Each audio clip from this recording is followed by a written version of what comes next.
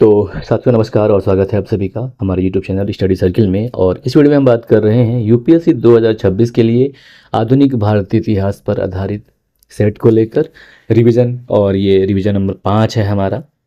देखिए जो पहला प्रश्न है कि निम्नलिखित नेताओं में से कौन सा नेता भारतीय राष्ट्रीय कांग्रेस के प्रारंभिक चरण में नरमपंथियों से जुड़ा नहीं था। विकल्प दिए गए हैं दादा भाई नौरोजी, गोपाल कृष्ण गोखले, विपिन चंद्र पाल, फिरोज शाह मेहता।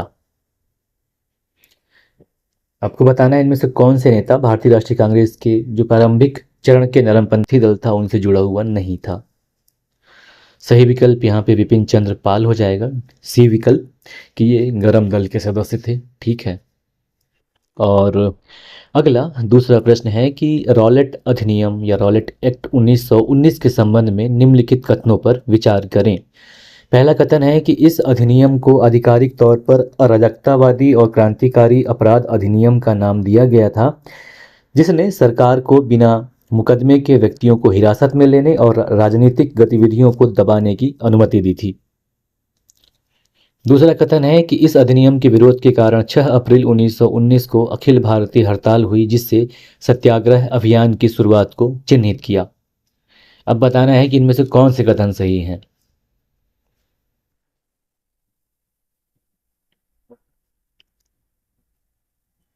तो यहाँ पे पहला और दूसरा दोनों कथन सही हैं, इसलिए सही विकल्प सी हो जाएगा, 1 और 2 दोनों। अब तीसरा प्रश्न है कि निम्नलिखित में से कौन सा भारत के वायसराय का सही कालानुक्रमिक क्रम है। विकल्प ए है Lord Ripon, Lord Dufferin, Lord Lansdowne, Lord Elgin. Lord Dufferin, Lord Lansdowne, Lord Elgin, Lord Ripon. विकल्प सी है Lord Ripon, Lord Lansdowne, Lord Dufferin, Lord Elgin, Lord Dufferin, Lord Ripon, Lord Lansdowne, Lord Elgin. तो बताना है कि इनका सही क्रम क्या है। लॉर्ड रिपन का 80 से 84 था। और लॉर्ड डफरिन की बात करें तो लॉर्ड डफरिन जो हैं ये लॉर्ड रिपन के बाद आते हैं।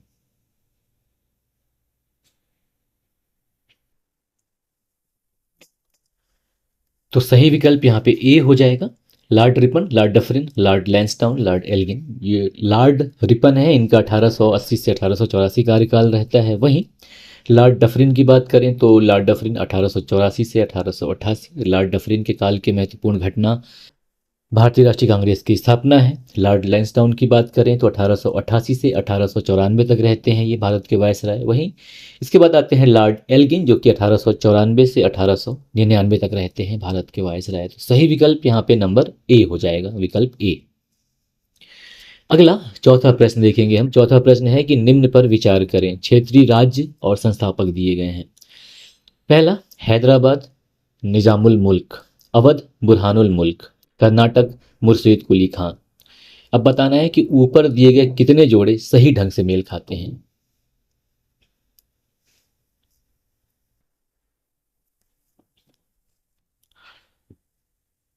तो हैदराबाद का निजामुल मुल्क सही है, अवध का बुरहानुल मुल्क सही है, क्योंकि इनका जो मूल नाम था सआदत खान, इनको बुरहान मुल्क मतलब बुरहान उल मुल्क के नाम से भी जाना जाता है। कर्नाटक मुर्शीद कुली खां, तो ये गलत है, क्योंकि कर्नाटक जो क्षेत्रीय राज्य का स्थापना जो संस्थापक थे असल में वो अ, सादतुल्लाह खान थे, बल्कि जबकि मुर्शीद कुली खां ये बंगाल से संबंध रखते हैं। तो यहाँ पे सही विकल्प सी हो जाएगा, केवल 2 जोड़े इनमें से सकते हैं। अगला पांचवा प्रश्न है कि दादा भाई नौरोजी के अनुसार निम्नलिखित में से किसे गृह शुल्क माना जाता है। तो दादा भाई नौरोजी के अनुसार इन्होंने ब्रिटिश के संदर्भ में जो धन शोधन का सिद्धांत दिया था उसके हिसाब से गृह शुल्क किसे माना जाता है। 4 विकल्प हैं, 4 कथन है। पहला है कि इंग्लैंड में तुलनात्मक रूप से उच्च दरों पर लिए गए सार्वजनिक ऋण पर ब्याज। दूसरा कथन है कि रेलवे और सिंचाई कार्यों के कारण वार्षिक भुगतान। तीसरा है कि उन नागरिक विभागों से संबंधित भुगतान जिनमें अंग्रेज अंग्रेज कार्यरत थे। चौथा है कि भारत कार्यालय के खर्चों में इंग्लैंड में भारत के लिए काम कर चुके सेवानिवृत्त अधिकारियों की पेंशन भी शामिल है। अब बताना है कि इनमें से कितने गृह शुल्क में शामिल हैं। केवल एक, केवल दो, केवल तीन या फिर चारों। सही विकल्प यहाँ पे डी हो जाएगा कि ये चारों गृह शुल्क में शामिल हैं। अगला छठवां प्रश्न है कि थियोसॉफिकल सोसाइटी के संबंध में निम्नलिखित कथनों पर विचार करें। पहला कथन है कि इसकी स्थापना मद्रास के पास अड्यार में मैडम एच.पी. ब्लावत्स्की और एच.एस. ओलकाट के द्वारा की गई थी। दूसरा कथन है कि एनी बेसेंट के नेतृत्व वाली संस्था ने हिंदू धर्म और उसके प्राचीन विचारों के पुनरुद्धार पर ध्यान केंद्रित किया। तीसरा कथन है कि एनी बेसेंट ने वाराणसी में सेंट्रल हिंदू स्कूल की स्थापना की। बताना है कि इनमें से कितने कथन सही हैं। केवल एक, एक और दो, केवल तीन या केवल दो और तीन। सही विकल्प यहाँ पे डी हो जाएगा, केवल दो और तीन कथन सही है। पहला गलत है क्योंकि इसकी स्थापना मद्रास के पास नहीं हुई थी, बल्कि इसकी स्थापना 1875 में न्यूयॉर्क में हुई थी। और ये जो एच.पी. ब्लावत्स्की थी ये रूसी महिला थी, और ये जो एच.एस. ओलकाट थे असल में ये अमेरिकी कर्नल थे। तो सही विकल्प यहाँ पे डी हो जाएगा, केवल दो और तीन। यानी कि पहला कथन गलत है क्योंकि मद्रास में इसकी स्थापना नहीं हुई थी, ये मद्रास में बाद में आए थे, मतलब ये नहीं आए थे, एनी बेसेंट आई थी। ठीक है, तो सही विकल्प यहाँ पे डी हो जाएगा। अगला, तो सातवां प्रश्न है कि 1857 के विद्रोह के संदर्भ में निम्नलिखित का मिलान कीजिए। विद्रोह का केंद्र और नेता। पहला है दिल्ली बहादुर शाह, कानपुर नाना साहब, बरेली कुंवर सिंह। बताना है कि ऊपर दिए गए कितने जोड़े सही ढंग से मेल खाते हैं। इनमें से कोई भी जोड़ी नहीं, केवल एक जोड़ी, केवल दो जोड़े या तीनों जोड़े। तो यहाँ पे सही विकल्प सी हो जाएगा, केवल दो जोड़े सही मेल खा रहे हैं। देखिए कौन से हैं। दिल्ली बहादुर शाह जफर सही है, कानपुर नाना साहब सही है, बरेली कुंवर सिंह ये गलत है क्योंकि कुंवर सिंह जो थे ये असल में आरा बिहार से संबंधित थे, जबकि बरेली से खान बहादुर संबंधित थे।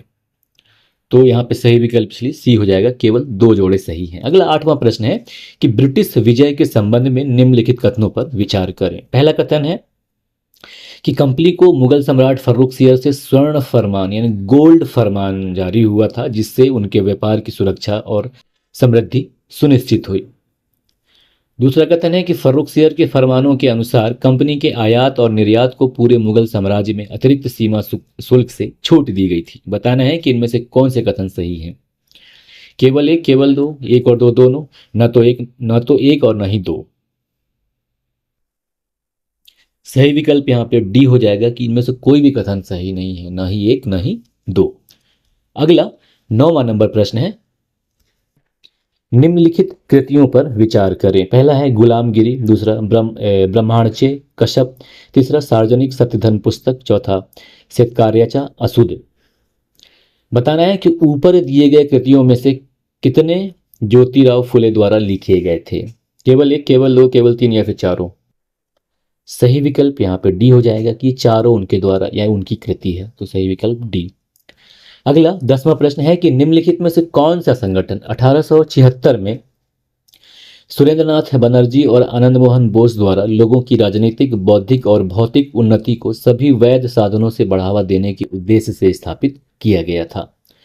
कलकत्ता का भारतीय संघ, पूना सार्वजनिक सभा, ब्रिटिश इंडिया एसोसिएशन या ईस्ट इंडिया एसोसिएशन। सही विकल्प ए हो जाएगा, कलकत्ता का भारतीय संघ या Indian national association of Calcutta. ठीक है। अगला 11वां नंबर प्रश्न है कि भारत में पुर्तगालियों की उपस्थिति के संबंध में निम्नलिखित कथनों पर विचार करें। पहला कथन है कि पुर्तगाली पहले यूरोपीय थे जिन्होंने हिंद महासागर के व्यापार पर एकाधिकार स्थापित करने के लिए कार्टेज प्रणाली की शुरुआत की थी। दूसरा कथन है कि अल्फांसो डी अल्बुकर्क ने 1510 ईस्वी में बीजापुर के सुल्तान से गोवा पर कब्जा कर लिया था। तीसरा कथन है कि पुर्तगालियों का प्रभाव मुख्य रूप से मराठों और अंग्रेजों के उदय और ब्राजील की खोज के कारण कम हो गया, जिससे उनका पूरा ध्यान दूसरी ओर मुड़ गया, मतलब जिससे उनका ध्यान जो है दूसरी ओर मुड़ गया। बताना है इनमें से कितने कथन सही हैं। केवल एक, केवल दो, तीनों या फिर कोई नहीं। तो सही विकल्प यहां पे सी हो जाएगा कि ये तीनों कथन सही हैं। और अगला 12वां नंबर प्रश्न है कि 1857 के विद्रोह के कारणों और प्रकृति के संबंध में निम्नलिखित कथनों पर विचार करें। पहला कथन है कि 1856 का सामान्य सेवा भर्ती अधिनियम, जिसमें विदेशी सेवा अनिवार्य थी, को सिपाहियों द्वारा उनकी जाति और धर्म को अपवित्र करने के प्रयास के रूप में देखा गया था।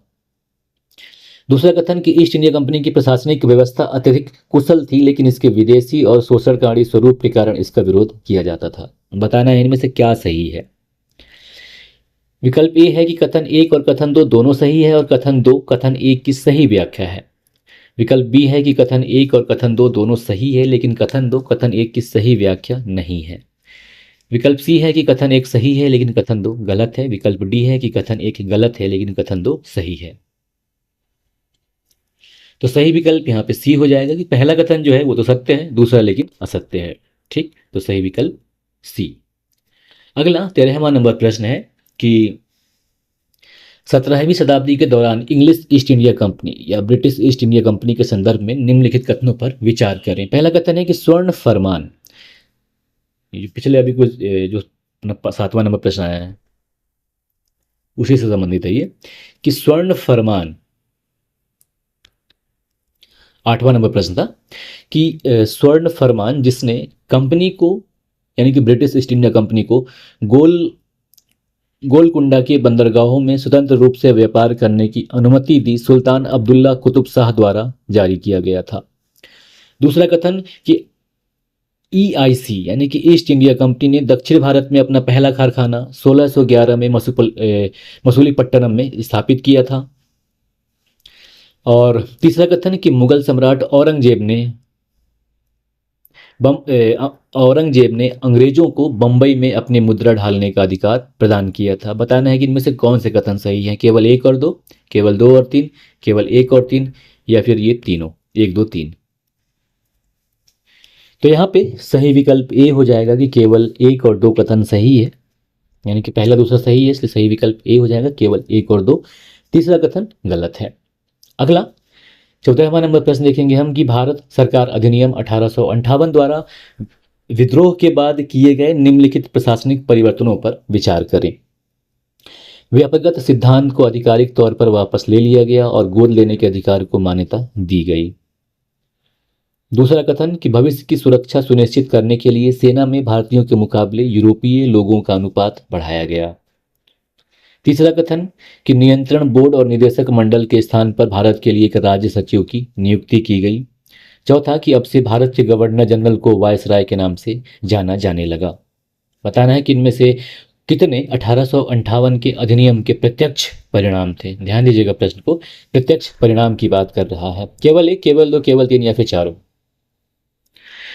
सही विकल्प यहाँ पे बी हो जाएगा कि जो 1858 का अधिनियम था इसके प्रत्यक्ष परिणाम जो थे वो केवल दो थे, इसलिए सही विकल्प बी हो जाएगा। अब बात करें परिणाम कौन कौन से थे, तो जो तीसरा और चौथा है कि नियंत्रण बोर्ड और निदेशक मंडल के स्थान पर भारत के लिए एक राज्य सचिव की नियुक्ति की गई, यह प्रत्यक्ष परिणाम था। वहीं चौथा जो है कि अब से भारत के गवर्नर जनरल को वायसराय के नाम से जाना जाने लगा, ये मात्र दोनों प्रत्यक्ष परिणाम थे। बाकी ये जो पहले और दूसरे हैं ये नीतिगत बदलाव थे जो बाद में किए गए।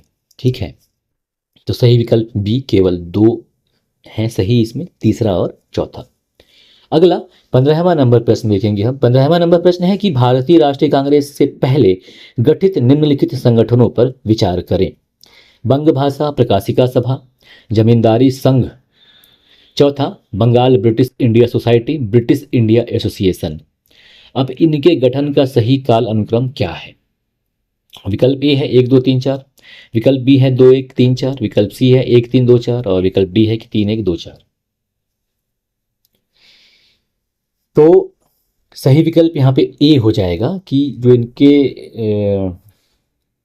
काल अनुसार मतलब काल क्रम अनुसार से सही रूप से व्यवस्थित है, यानी कि विकल्प ए हो जाएगा।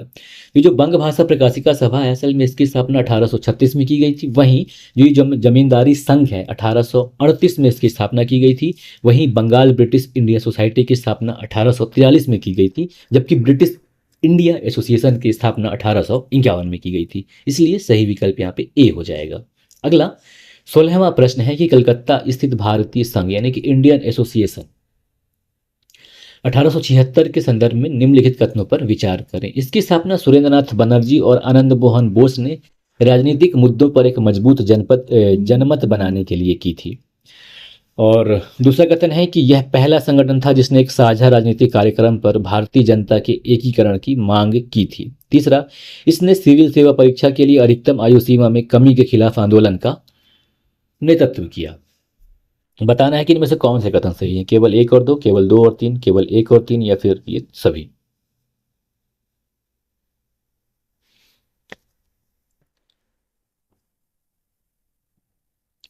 तो यहां पे सही विकल्प डी हो जाएगा कि ये तीनों कथन जो हैं वो सत्य हैं।